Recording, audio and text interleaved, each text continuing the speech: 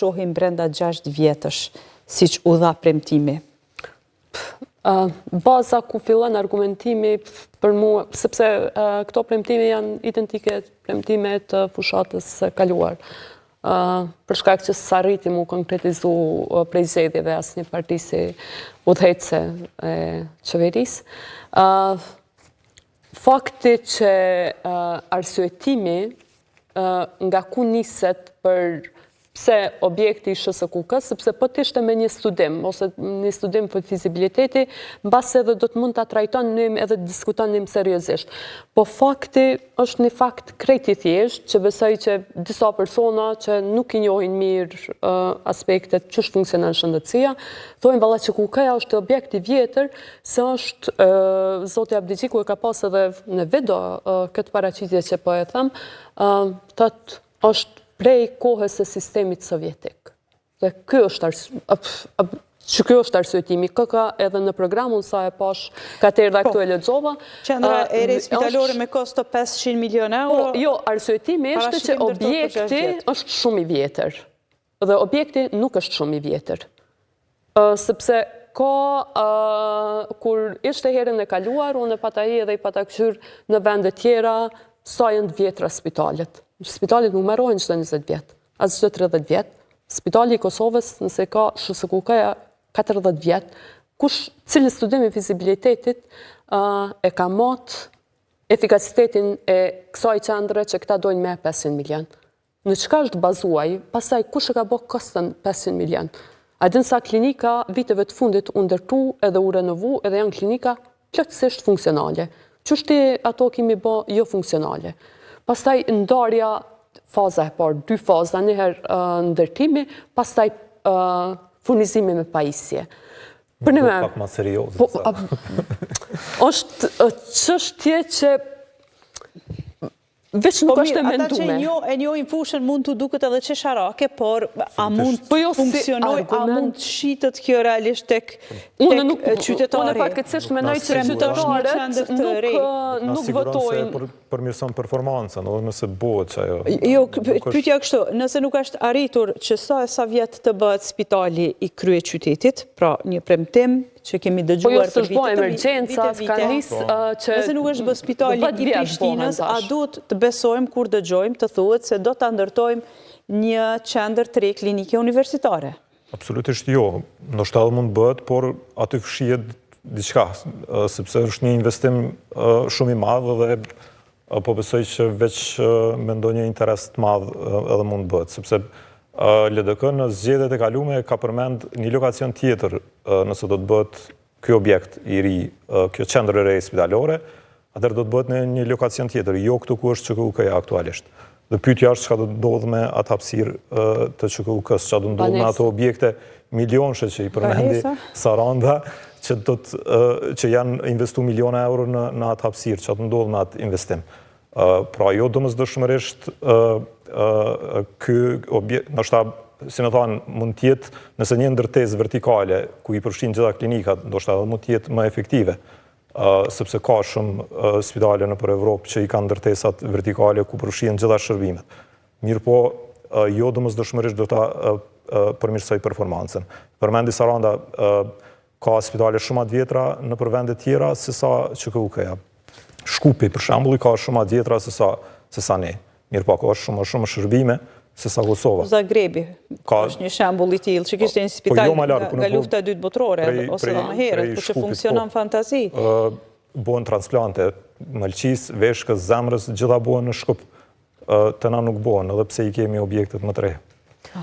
Mirë, edhe një premtim vetëm testi kost-efektivitetit. Nëse LDK-ja arrin me argumentu testin e kost-efektivitetit për SHSKUK-n, jemi në rregull. Ajden janë ka herë do parti që shtu që i bajnë do plane, për një me nuk ulen, sepse unë besoj që të i njoft ekspert e LDK-s të shëndetësisë, që ka ekspert absolutisht shumë të mirë, unë besoj që vetë ekspert e shëndetësisë në LDK e din që kjo gjë është e pabëshme.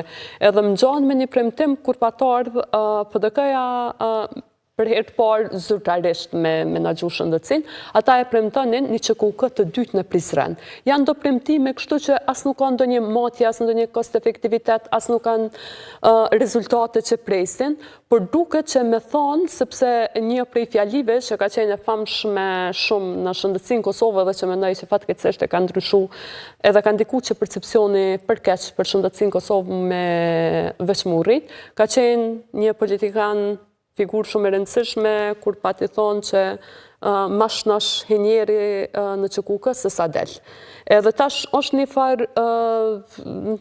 një farë ndjenje që krejt qytetarë dyqysh thojnë, veç kur shkajsh në bërë ÇKUK s'është qaq keq, po aty nuk e ka fajt objekti. Do të më rëdzu krejt. Po, me rëdzu krejt. është si zhargan, do të më rëdzu, e keni pa që do të më rëdzu. Po nuk, partit politike serioze nuk shkojnë me, do thëtë nuk është ky baza që ti më ndërtu një 500 milion euro për bojmë një spital. Nuk është që do duhej me qenë kundër spitalit, po vetëm ata nuk kanë bona i test. Nuk po shojmë premtohet menaxhim i mirë fillt. Pra kishte akuza që disa prej klinikave nuk kanë funksionuar një kohë për shkak të infeksioneve të shfaqura. Pra bëhet fjalë për mungesë pastërtie dhe sterilizimi. Nuk po premton askush menaxhim të mirëfillt, por gjithë pra kështu, ose objekte të reja, ose investime 100 milion euro në pajisje të reja. Këto janë kryesisht premtimet që dëgjuam.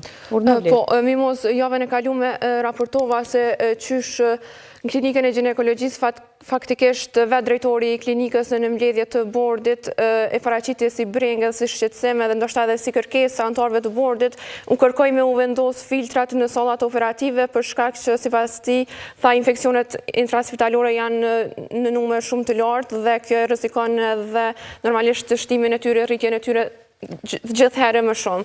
Në anën tjetër, kam raportuar edhe për kushte jo shumë të mira si në klinikën e dermatologjisë, po ashtu edhe në klinikën e infektivës e në disa klinika të tjera. Po që përmendën kolegë ka pas investime në për disa klinika, janë bë disa renovime, mirë po jo të mjaftueshme, pasi që disa klinika tjera janë edhe në kushte jo të mira. Mirë, për renovime, sepse ju me siguri që frekuentoni më shumë ato pjesë për shkak të profesionit punës, janë renovime cilësore ato që janë bërë? Janë renovime të qëndrueshme, i qëndrojnë kohës, apo janë renovime të tilla si që shohim të zëmë rrugët që brenda vitit fillojnë e degradohen? Për shembull, për mu, janë 2 klinika që...